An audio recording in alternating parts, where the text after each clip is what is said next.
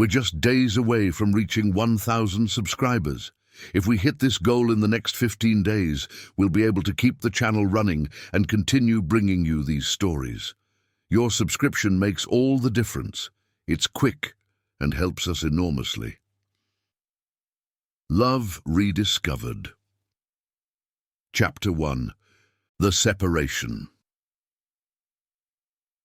The summer of 1848 had been the last when Isabel Whitmore and Adrian Blackthorne played together in the gardens of Rosewood Manor, carefree of the political and social storms that would soon upend their young lives. At 10 years old, Isabel was already a beauty in the making, with her golden hair and sapphire blue eyes, while Adrian, aged 11, possessed the natural bearing that had characterized future Dukes of Ravenswood for generations. Their families were neighbours in Devonshire, their properties separated only by a small stream and a hedge of wild roses that the two children crossed daily to find each other. Isabel's father, Sir Charles Whitmore, was a respected baronet of modest means, while Adrian's father ruled over one of England's vastest duchies. This difference in rank had never seemed important to the children. They spent their days exploring the woods, building tree houses, and telling stories near the old oak that marked the boundary between their two worlds. Adrian already protected Isabel with the fierceness of a young knight, while she listened to him with an admiration that made her little heart beat faster.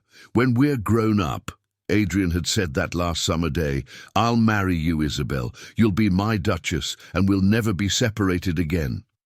"Promise me," Isabel had whispered, taking his hand in hers with childhood solemnity. "I promise," he had replied, engraving those words in his heart with a conviction that would never leave him. But children's promises are fragile against the realities of the adult world. 3 weeks later, tragedy had struck Rosewood Manor. Sir Charles Whitmore had died suddenly of a heart attack, leaving behind a distraught widow and a 10-year-old daughter without resources. Lady Margaret Whitmore had discovered with horror that her husband, despite his appearance of prosperity, was riddled with debts. Creditors had descended on the property like vultures, seizing everything of value. Within a month, Isabel and her mother found themselves penniless, forced to accept the charity of a distant aunt in London. On the day of their departure, Isabel had run to the old oak, hoping to see Adrian one last time, but the young boy had been sent away to boarding school, and she had remained alone under the familiar branches, weeping for the end of her happy childhood. "I'll come back," she had murmured to the wind. "Whatever happens, I'll come back." 15 years later, London, October 1863. Lady Isabel Whitmore, now 25 years old, stood before the mirror of her modest room in her aunt's house in Bloomsbury, adjusting her blue silk dress for that evening's reception. She had become a striking beauty, but her eyes bore the melancholy of someone who had learned life's disappointments too early. Her mother had died 3 years earlier, taken by pneumonia that their poverty had not allowed them to treat properly.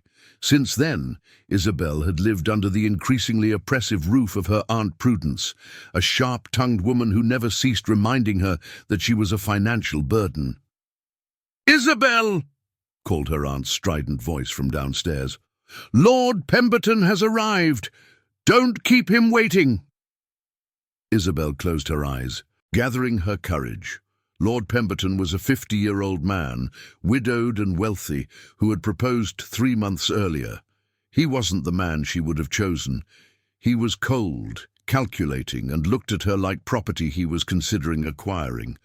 But her aunt had been clear. It was him or the streets.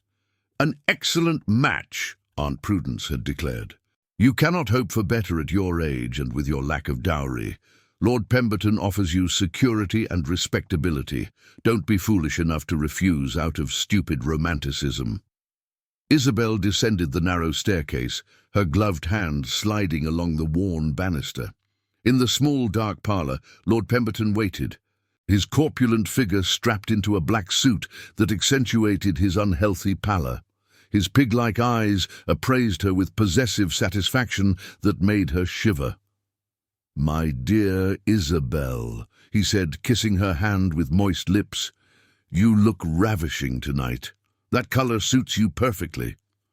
"Thank you, Lord Pemberton," she replied politely, withdrawing her hand as soon as propriety allowed. "I look forward to presenting you to my friends tonight," he continued. "Lady Ashford is giving a splendid soirée, and I would like all of London to see the woman I have the honour of marrying soon." Marrying soon. The words echoed in Isabel's head like a death knell. In less than a month, she would be Lady Pemberton, trapped in a loveless marriage with a man she couldn't even respect, much less love. As their carriage rolled toward Mayfair, Isabel looked out the window at the London streets passing by in the October mist. Somewhere in this vast city, Adrian was living his life as a duke. She had heard of him in fragments over the years. His brilliant military career, his return from India, his entry into politics.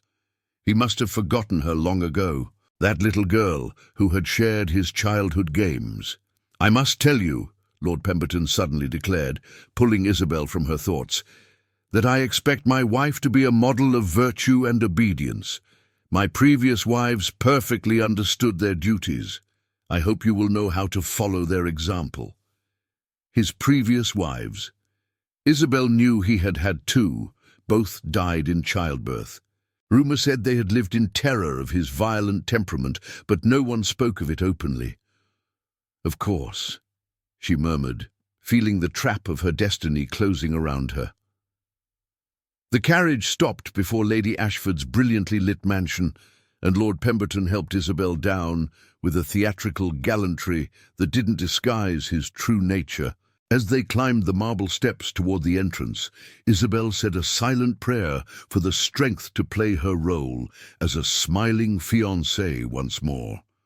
She didn't know that, in that same house, just a few meters away, the man who had promised to marry her 15 years earlier was also among the guests, and that their destiny was about to take a turn neither could have imagined. Chapter 2. The Reunion. Lady Ashford's mansion blazed with 1,000 lights that evening, its salons filled with London's elite, who had come to celebrate the recently announced engagement between Lord Pemberton and the mysterious Lady Isabel Whitmore. Adrian Blackthorne, 7th Duke of Ravenswood, stood near the tall windows of the main salon, a glass of whisky in hand, observing the crowd with the polite boredom that characterized his social appearances. At 36, Adrian had become the perfect embodiment of the English aristocrat, tall, distinguished, with black hair barely streaked with silver, and grey eyes that had seen the battlefields of India and the corridors of power at Westminster. Immensely wealthy, a confirmed bachelor and object of all maternal ambitions in London, he had come tonight only out of social obligation to Lady Ashford, a friend of his late mother. "Ravenswood," Lord Ashford called out, approaching with a face flushed by champagne. "Magnificent evening, isn't it? Have you had the opportunity to meet the happy couple?" "Not yet," Adrian replied politely, though he had no desire to make Lord Pemberton's acquaintance, a man he despised for his retrograde political opinions and rumours of domestic brutality. "Come then," Lord Ashford insisted. "The fiancée is a remarkable beauty, though her family has known financial reverses. Pemberton has made an excellent investment there." "An investment?" Adrian grimaced inwardly. This way of speaking of marriage as a commercial transaction disgusted him, even though he knew it was common currency in their circle. They crossed the crowded salon, Lord Ashford opening a path toward a small circle that had formed near the fireplace. At the centre stood Lord Pemberton, resplendent with satisfaction, proudly presenting his future bride to the guests. Adrian approached distractedly, his attention focused on Lord Pemberton, whom he acknowledged with a minimal nod when a familiar perfume, roses and lavender, made him look up. The woman standing on Pemberton's arm turned at that precise moment, and Adrian's world tilted. Sapphire blue eyes, pale gold hair expertly arranged, a face he had sought in his dreams for 15 years.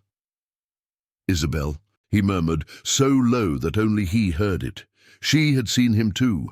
All color had drained from her cheeks, and her eyes had widened with shock and recognition.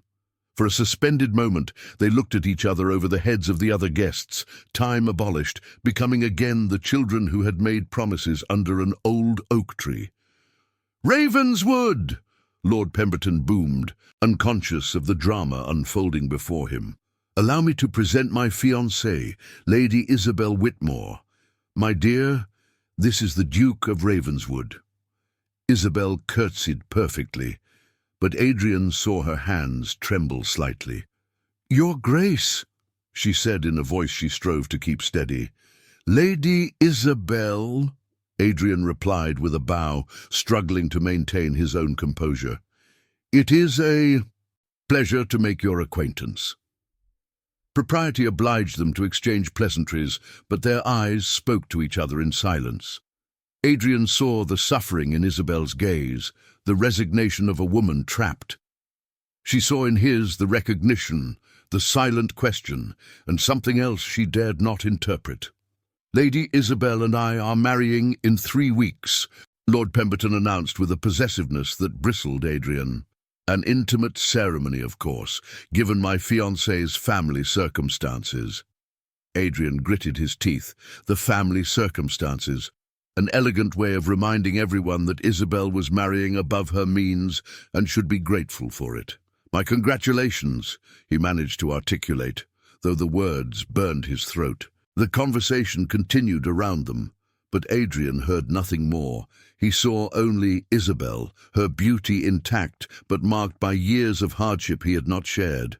Where was the laughing little girl who climbed trees and dreamed of adventures?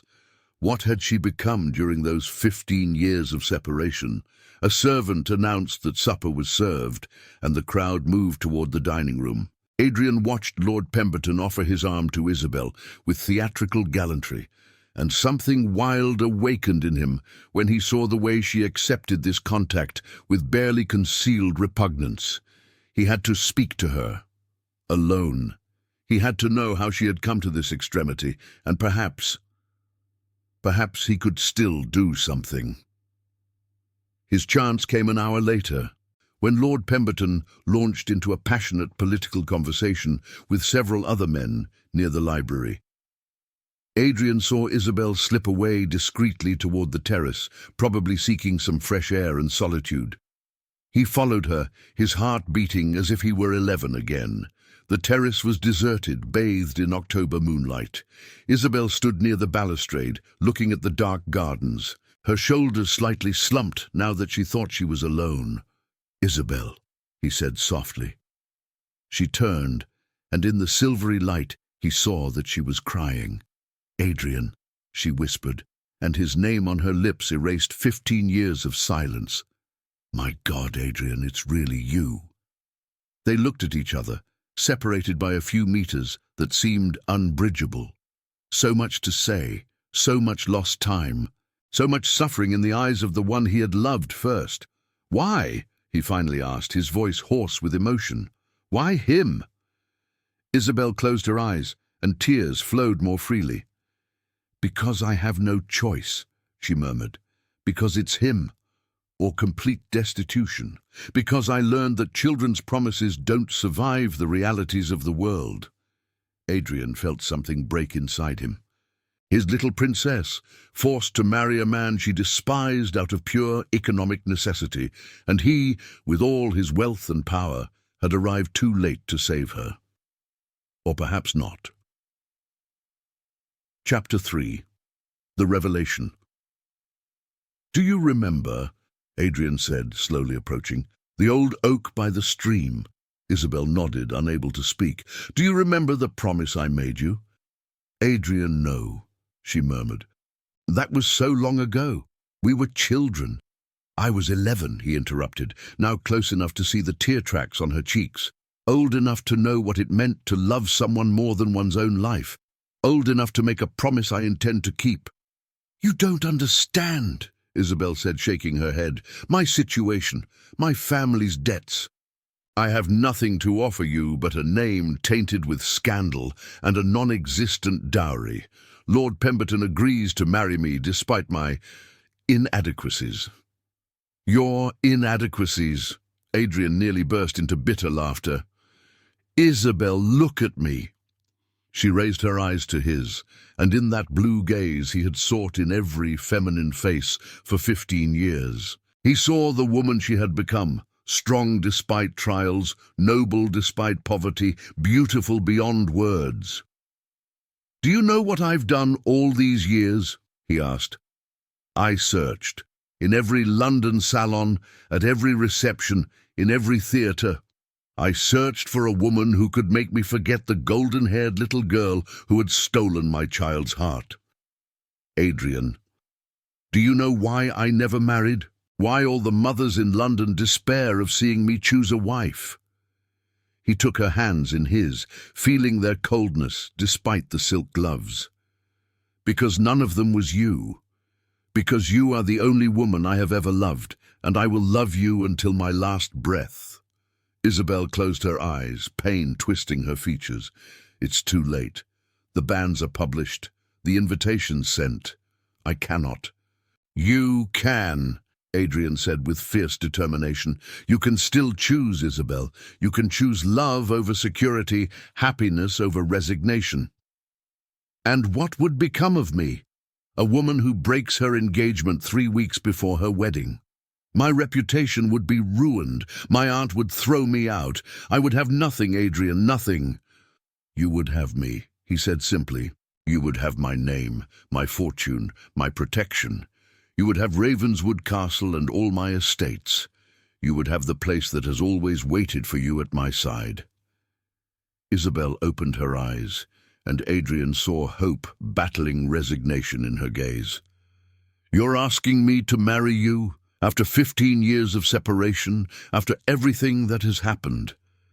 I'm asking you to marry me because I have waited 15 years to be able to do so, Adrian replied, because every day without you has been one day less in my life. Because if you marry Pemberton, I will die a little more each day, knowing I have lost you forever. He drew from his pocket a ring, a sapphire surrounded by diamonds that sparkled in the moonlight. This ring belonged to my mother. I have kept it for 15 years, thinking of the day when I could place it on your finger. Tell me that day has finally come. Isabel looked at the ring, tears now flowing freely down her face. Adrian, you don't know who I've become. These years have changed me. I had to learn to be hard, to calculate, to survive.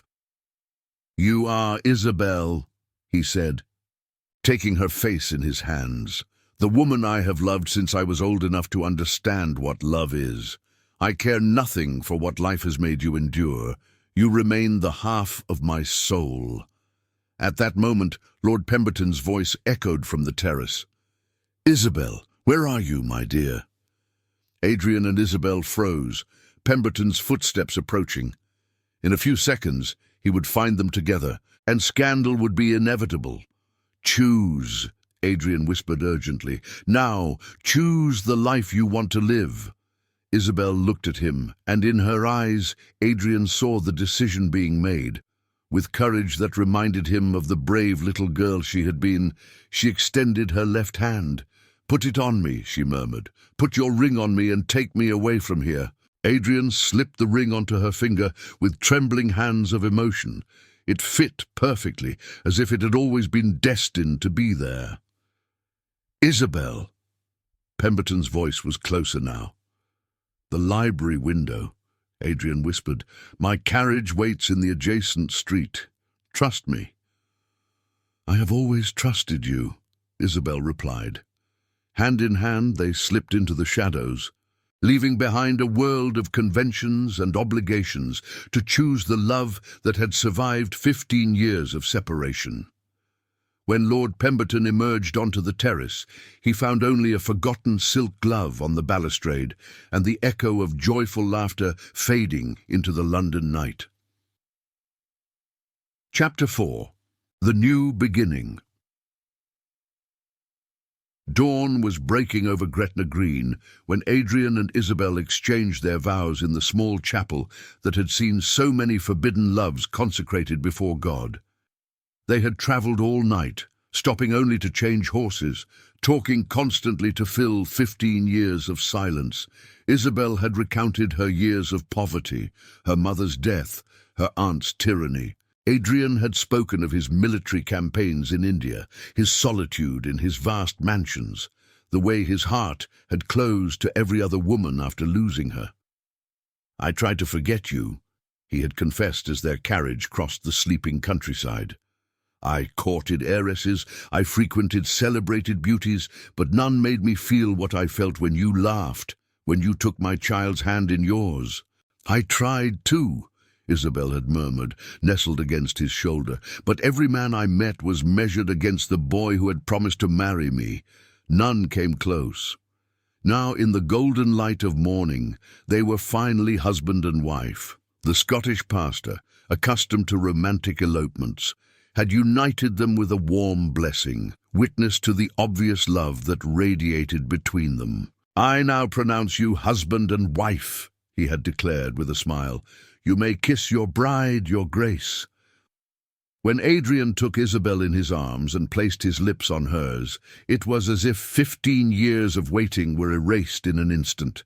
It was the kiss of two souls who had finally found each other again, the seal of a children's promise become adult reality. "My Duchess," Adrian murmured against her lips. "My Duke," she replied, smiling through her tears of happiness. The journey back to Ravenswood Castle took 2 days, but they could have lasted an eternity, so happy were Adrian and Isabel to simply be together. They stopped at a comfortable inn for their wedding night, and there, in a modest but clean room, they rediscovered the lost intimacy of their childhood, now transformed into adult passion. "I'm afraid to dream," Isabel whispered in the darkness, her head on Adrian's shoulder. "I'm afraid to wake up and discover that none of this is real." "It's real," Adrian assured her, tightening his arms around her. "We are real. Our love is real, and never again will we be separated." The next day, their carriage passed through the gates of Ravenswood Castle, and Isabel discovered the estate that was now hers. The castle rose majestically atop a hill, its ancient towers dominating magnificent gardens and lands that stretched as far as the eye could see. It's enormous," she murmured, intimidated despite herself. "It's our home," Adrian corrected. "The home I've kept empty for years, waiting for its true mistress to come and inhabit it." The servants had gathered in the courtyard of honour to welcome their new master and his mysterious bride. Mrs. Patterson, the housekeeper, stepped forward with a warm smile. "Welcome home, Your Grace," she said to Isabel with a respectful curtsy. "We hope you will be happy at Ravenswood." "Thank you," Isabel replied, touched by the sincerity of the welcome. "I'm sure I will be." Adrian guided her through the vast salons, showing her the portraits of his ancestors, the library where he had spent so many solitary hours, the gardens where he had walked thinking of her. Every room was magnificent, but Isabel felt they had lacked life, waiting for her to come and warm them with her presence. "And here is our bedroom," Adrian said, opening the doors to a sumptuous suite decorated in blue and gold silks. "Our bedroom," Isabel repeated, savouring those words. "Adrian, pinch me. I still can't believe I'm really here." He took her in his arms, spinning her as he had when they were children. "You're here," he said, setting her down, "and you're mine, my wife, my Duchess, the love of my life." "And you are my miracle," she replied, caressing his face. "The man who kept a child's promise and saved me from a fate I could never have endured."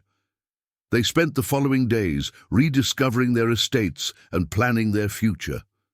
Adrian introduced Isabel to his farmers and tenants, who were charmed by her natural kindness and sincere interest in their welfare. She brought to Ravenswood a human warmth that had been missing since the previous Duchess's death. News of their elopement had obviously caused scandal in London. Lord Pemberton was furious, threatening lawsuits and revenge, but Adrian was too powerful and too wealthy for his threats to have any effect. London high society was divided between indignation and romantic admiration, but Adrian and Isabel cared nothing for what the world thought. A month after their marriage, as they walked in Ravenswood's gardens on a beautiful autumn day, Adrian stopped near an old oak, not the same one from their childhood, but similar enough to evoke memories. "Do you know what this is?" he asked, taking something from his pocket. Isabel looked and gasped. It was a small, worn notebook with yellowed pages. "My childhood diary," she said in wonder. "But how?" "I found it under our old oak the day you left," Adrian explained. "You must have forgotten it during one of our adventures. I've kept it all these years." Isabel opened the little notebook and read the words she had written in her child's hand. "Today, Adrian promised he would marry me when we're grown up. I will love him forever." "You see," Adrian said, kissing her tenderly, "some promises are stronger than time and distance. Some loves are eternal." "Ours is," Isabel murmured against his lips. And under Ravenswood's old oak, the Duke and his Duchess sealed once more a promise of love that this time would never again be broken. Surrounded by the eternity of a happiness finally won.